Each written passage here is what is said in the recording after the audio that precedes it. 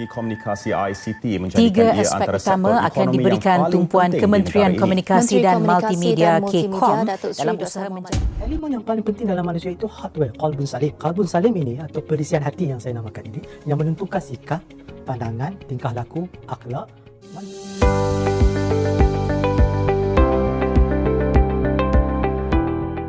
Bismillahirrahmanirrahim. Assalamualaikum warahmatullahi wabarakatuh.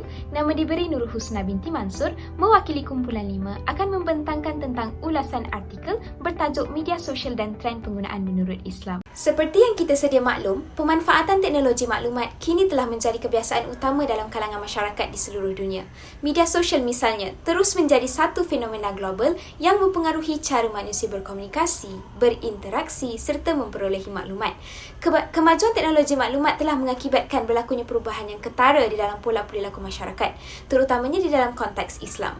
Hal ini disebabkan oleh persepsi yang melihat penggunaan teknologi maklumat serta komunikasi atau ICT sebagai satu teknologi yang memberikan banyak kelebihan kepada aspek sosioekonomi manusia. Menekankan tugasan artikel yang telah diamanahkan, artikel bertajuk Media Sosial dan Trend Penggunaan Menurut Islam, hasil tulisan Zainab Zakira Abdul Halim, Dania Salsabila Azmi dan Nur Azma Lain Marni telah menjadi pilihan kami.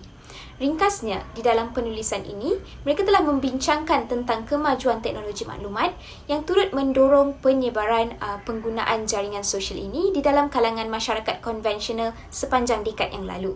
Di dalamnya, penulis menekankan mengenai penglibatan penggunaan media sosial dalam berbagai aspek, termasuklah di dalam kajian perpustakaan untuk mencari maklumat-maklumat penting dan isu-isu yang terkait dengan penggunaan semasa media sosial. Penggunaan media sosial juga turut dibincangkan di dalam konteks beberapa aspek seperti platform untuk merapatkan silaturahim antara masyarakat dan pemerintah, sebagai alat untuk menyampaikan ilmu serta ideologi, platform perniagaan, alat dakwah dan penyebaran informasi serta sebagai platform pendidikan.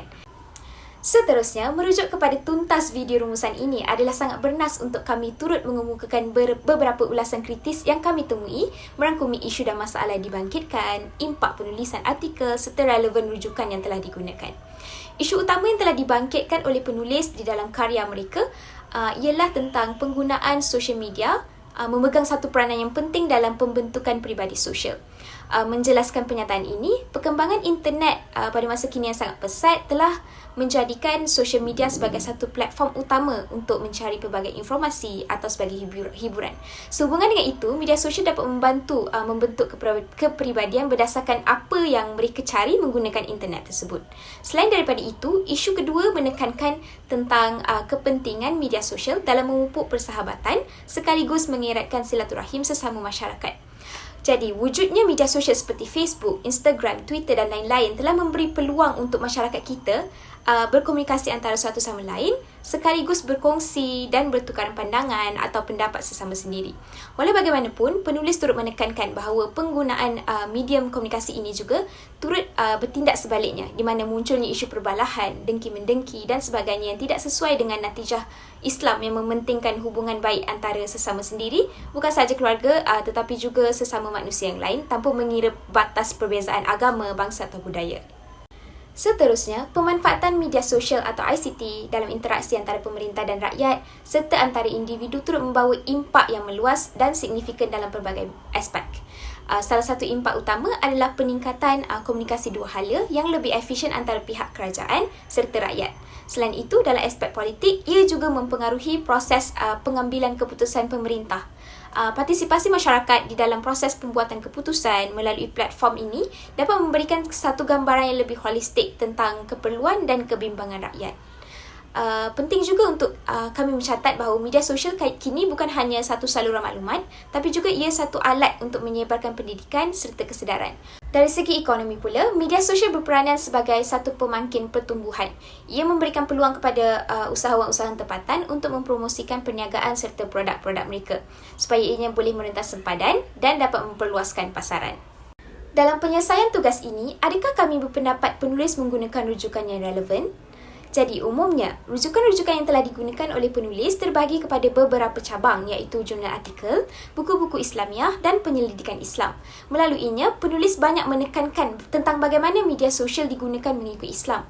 Penulis juga ada menceritakan bahawa maklumat-maklumat yang disampaikan kepada masyarakat hendaklah mengikut syarak di mana beberapa kenyataan turut disokong oleh hadis dan ayatul Quran.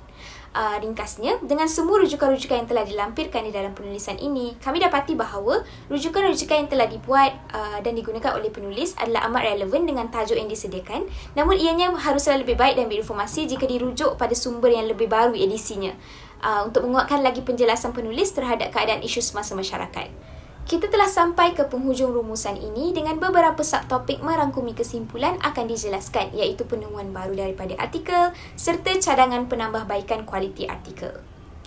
Melalui kajian artikel ini adalah dapat disimpulkan bahawa kebergantungan terhadap media sosial kini semakin meningkat dalam semua golongan masyarakat tidak kira tua maupun muda kerana wujudnya kelebihan yang ia berikan untuk memudahkan kehidupan seharian.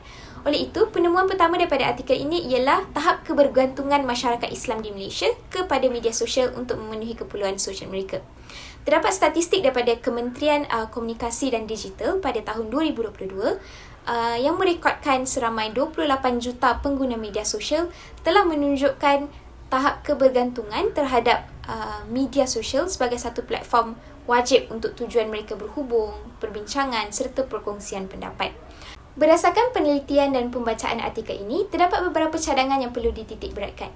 Pengkhususan pertama merujuk kepada penstrukturan semula isi dan huraian artikel yang lebih profesional.